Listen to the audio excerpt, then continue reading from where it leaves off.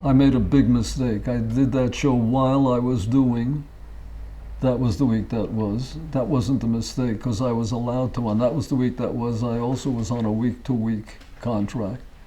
And according to the Guild, you can do another show if you're week-to-week. Irving Mansfield, who was married to Jackie Suzanne. Irving was a very successful variety show producer, and now he came up with a variety show called On Broadway Tonight, starring Rudy Valley. Rudy Valley was a big star in the 30s and then had become a big star on Broadway in the show with Bobby Morse.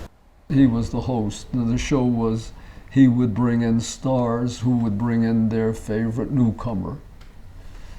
And every show had one superstar, which was fun because I met Ethel Merman and Judy Garland, and it was wonderful. And a bunch of up-and-coming stars like Richard Pryor, Wow. Rodney Dangerfield. So did you get to spend a lot of time with them backstage? Yeah, I did, because I had to write or rewrite their material. Richard was a sweet, sweet man. He came in, he didn't have much material at all. He had done an act, but it was like off-color, a lot of it. You couldn't do for TV. His big joke was, he grew up in Chicago and his mother was, may get these colors wrong, but it didn't matter. His mother was black, his father was white, his grandmother Puerto Rican, his uncle was Chinese, and he would walk out every day and the gang would say, "Get him, he's all of them." That was his one joke he had, and the rest we couldn't do, so I wrote some stuff for him, and we stayed friends from that over the years. He became the biggest star out here in the 60s, leading to an amazing story. In 1968, after Martin Luther King was killed, we put on a show at the Hollywood Bowl called Calm LA, because we wanted to calm the people who were getting nervous about another riot. And we got every star in town to perform in it.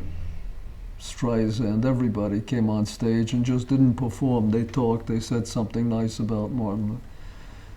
So I called, they had tried to get Richard Pryor, who was the biggest star in town at the time, and he said no. So I called them and I said, "Richard, this is important, and you are who you are.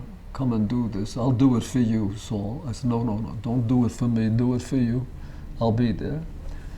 Sure enough, he arrives Sunday out at the Hollywood Bowl, gets out of a long white limo, sees me, big embrace. I put him on next.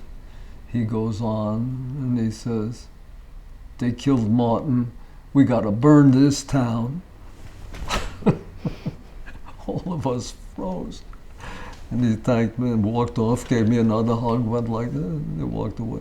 Luckily, there was a newcomer who came on and spoke after him, who neutralized those words. His name was the Reverend Jesse Jackson. And he was fantastic.